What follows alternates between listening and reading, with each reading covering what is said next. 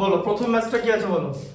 Find the CSP when আচ্ছা আগে বলে দিচ্ছি, দেখো এসপি কথার মানে কি বলে দিচ্ছি। Selling price. আস্তে এই তুমি একদম ইন্টারভিউ করবে না, এটা খুব বাজে স্বভাব।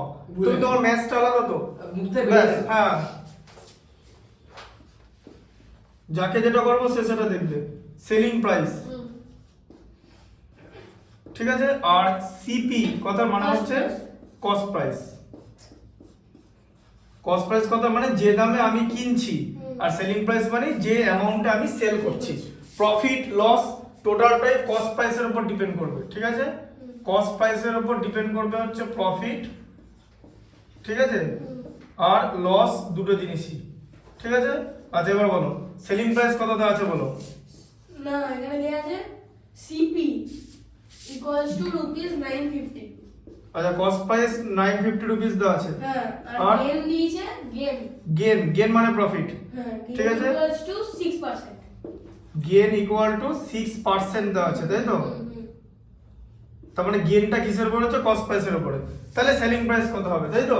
সেলিং প্রাইস হবে হচ্ছে এরকম, যে কস্ট প্রাইসটা তো হবেই, তার সঙ্গে 6% অফ কস্ট প্রাইস, মানে কস্ট প্রাইসটা তো থাকবেই, কারণ গেন মানে তো সেলিং প্রাইস তো বেশি হবেই, মানে আমি এই দামে কিনেছি তোর থেকে বেশি দামে সেল করেছি, তবেই তো আমার গেন হয়েছে। তার মানে আমি 950 রুপিসে কোনো একটা জিনিস কিনেছিলাম, সেটাকে বেচেছি গেইন করে, মানে 6% এক্সট্রাতে বেচেছি, তাহলে তো 950 তো থাকবেই। তাহলে কি হবে, ইকুয়াল টু কস্ট প্রাইস কত থাকছে 950 প্লাস 950 6% তো, মানে ইনটু 6/100। এই একটা প্রসেসে করতে পারো, আর একটা প্রসেস দেখিয়ে দাও এটা করার পর, ঠিক আছে।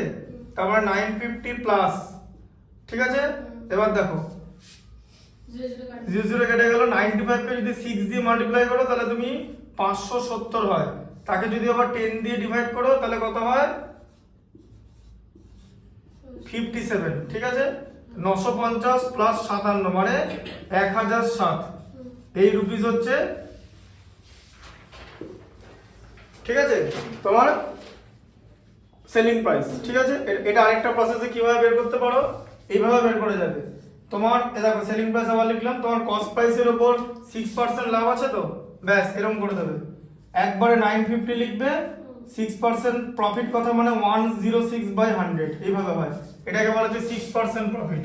6% প্রফিট কথার মানে হলো 100 তো ছিলই, তার উপর আরো নিউমারেটরে 6 চাপিয়ে দাও, ঠিক আছে। তাহলে যদি বলে যে যদি 8% লস বলে, তাহলে এটাকে কিভাবে লিখবে, 100 তো ডিনোমিনেটরে ছিলই না, লস হয়ে গেছে তো 92 হয়ে যাবে, 100 থেকে পরে কমে যাবে লস হলে, নিউমারেটর থেকে কমে যাবে। প্রফিট হলে নিউমারেটরের সঙ্গে অ্যাড হবে নিউমারেটরের সঙ্গে, ঠিক আছে। আর মানে n প্লাস p হবে প্রফিটে, ঠিক আছে, n plus p by denominator, মানে n প্লাস p বাই 100, সোজা কথা যাচ্ছি, n প্লাস p বাই 100। আর লস হলে কি হবে, n minus l by 100, l মানে লস, এই যে লস হয়েছে, ঠিক আছে, বোঝা গেল। এরকম করে জিনিসটা করতে হবে। তাহলে তোমার এখানে কি আসে, এখানে তোমার 0 কেটে যাবে, ঠিক আছে। এবার তোমাকে 95 ইন্টু 106 করতে হবে, ঠিক আছে, তাকে তোমাকে 10 দিয়ে ডিভাইড করতে হলো। তাহলে একে 10 দিয়ে ডিভাইড করলে 5 দিয়ে ডিভাইড করলে 2, একে 5 দিয়ে ডিভাইড করলে কত হয় বলো 95, ঠিক আছে। আবার একে 2 দিয়ে ডিভাইড করলে 53, তাহলে 53 কে 19 দিয়ে মাল্টিপ্লাই, তুমি যদি 53 কে 19 দিয়ে মাল্টিপ্লাই করো কত হচ্ছে 9 53 কত হয় 477 হয়, আর ইনটু 53, ঠিক আছে। এই যে 53 47 100, তার সঙ্গে 7 হলো, বোঝা গেল। মাল্টিপ্লাই করলে কত হচ্ছে 100, এইভাবে ডিরেক্টলি তুমি করে দিতে পারো, ঠিক আছে। এইটা আচ্ছা নাম্বার 2 এরটা বলো।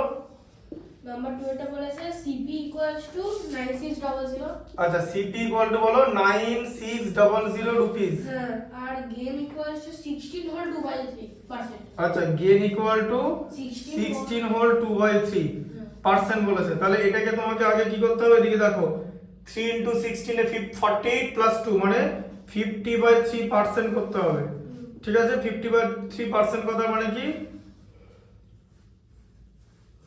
এবার এর পার্সেন্টেজটা করতে হবে। পার্সেন্টেজটা কি করবে? এবার এটা গেইন হয়েছে, তাই তো? তাহলে কি করবে?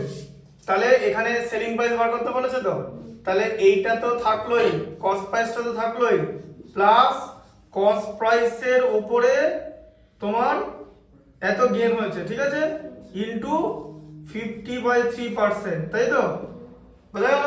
দাদা একটা ক্যালকুলেটর হ্যাঁ? দাদা একটা ঠিক আছে? করে দিতে পারবে দাদা বোঝা গেল? তাহলে হ্যাঁ, একটা ক্যালকুলেশন করে দিতে না পারবে? ক্যালকুলেশন করা যাবে না এখন, এখানে ক্যালকুলেশন পরীক্ষার খাতায় করতে হবে, ওটা মন দিয়ে করো, কিছু করার নেই। এটা 50/3%, যেরকম যেরকম ওখানে 6% ছিল, তাই তো? তার মানে হচ্ছে 50/3/100, তো মানে 100 দিয়ে ডিভাইড করেছে, তো 100 দিয়ে ডিভাইড করে মানে 1/100 দিয়ে মাল্টিপ্লাই করো, তাই তো?